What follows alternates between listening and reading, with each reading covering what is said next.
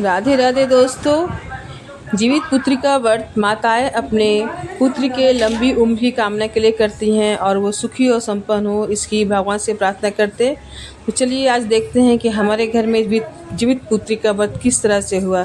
तो हमारे साथ बने रहिए, आपको हम अपने घर की पूजा दिखाते हैं क्या क्या किया गया। सबसे पहले हम लोग नहाए खाए करते हैं, जिसमें मड़ुआ की रोटी और 5 तरह की सब्जी मिला हुआ रहता है, जिसको खा के हम लोग नहाए खाए की शुरुआत करते हैं। उसके बाद बहुत सारे पकवान बनते हैं। उसके बाद ये है व्रत के दिन माँ ये पीपल का पत्ता लाती हैं थोड़ा तोड़कर। फिर उसके बाद खुद से एक जीमूत वाहन बने हुए हैं, एक दुर्गा माँ बनी हुई हैं, एक पेड़ के पास चिलो और सियारो, इस तरह से प्रतीकात्मक मूर्तियाँ बनती हैं। फिर हम लोग सब मिलके पूजा करते हैं।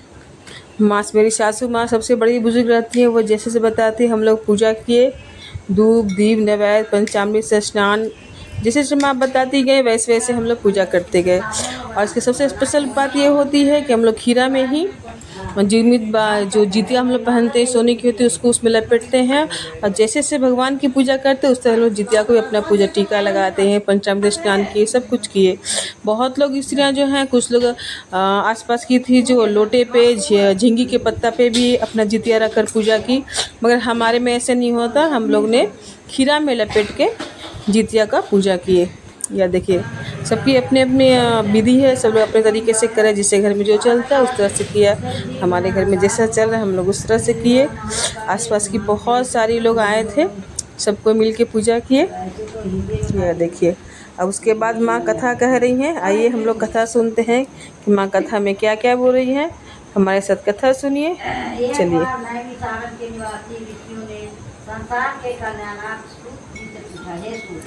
कथा संस्कृत और हिंदी दोनों में होता है, मगर हम लोग समझते हैं सरल भाषा हिंदी है, तो मैं हिंदी में ही सारा कथा हम लोग को सुनाती हैं।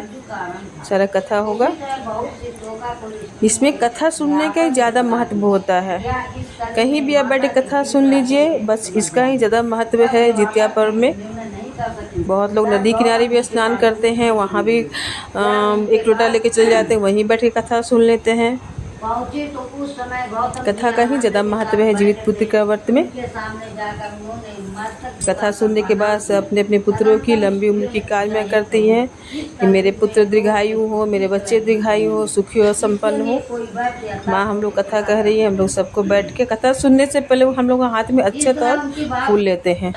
उसके बाद ये देखिए अरियार बरियार बोलने के साथ अपने पुत्र का नाम लिया दिया जाता है। सब लोग बोल रहे हैं, हम भी बोले। उसके बाद माता जी का 5 ठो गीत गाया गया। चलिए सुनिए क्या क्या गीत गाया गया है।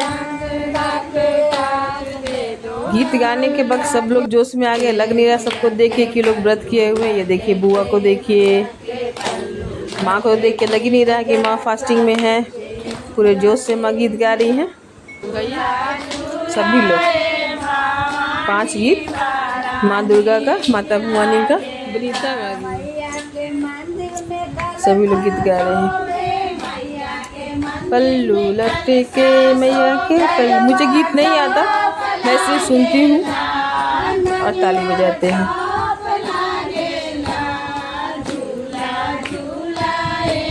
गीत हो रहा है। गीत के बाद अब आई आरती की बारी।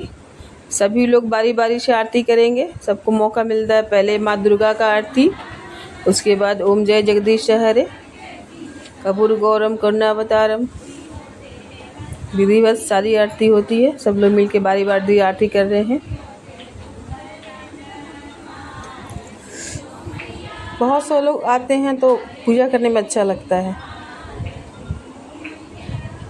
ये देखिए आरती, सब लोग बारी बारी से आरती करेंगे।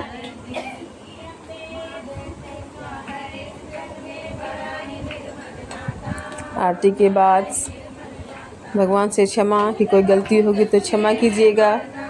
उसके बाद दंडवत लेके अपने पुत्रों की लंबी आयु की कामना आरती लेते हैं। और जो बड़े हुए उनको सभी छोटे पैर छूकर प्रणाम करते हैं, आशीर्वाद लेते हैं। आशीर्वाद दीजिए हमारे पुत्र की आयु लंबी हो। ठीक है, सब लोग दंडवत ले रहे हैं, आरती ले रहे हैं।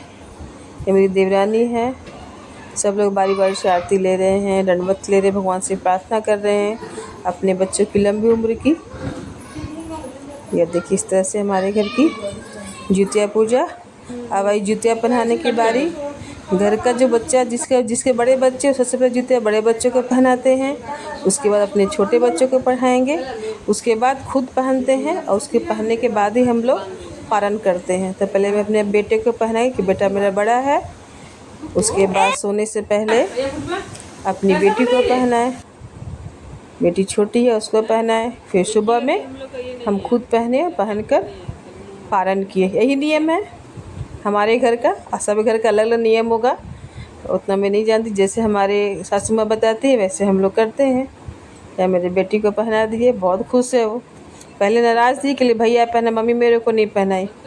अब सुबह हो गया, उसके बाद सारा कुछ खाना बन गया हम लोग का बिना लहसुन प्याज का। तो सबसे पहले हम लोग पुरखों को देते हैं। 5 पत्ता है झींगी का, ये काम माँ ही करती है, जो घर के सबसे बड़े बुजुर्ग होते हैं वही करते हैं। तो माँ एक चिलो सियारों के लिए अलग रखी हैं 2 पत्ता, और बाकी पत्ता पूर्वजों के लिए खाना देंगी।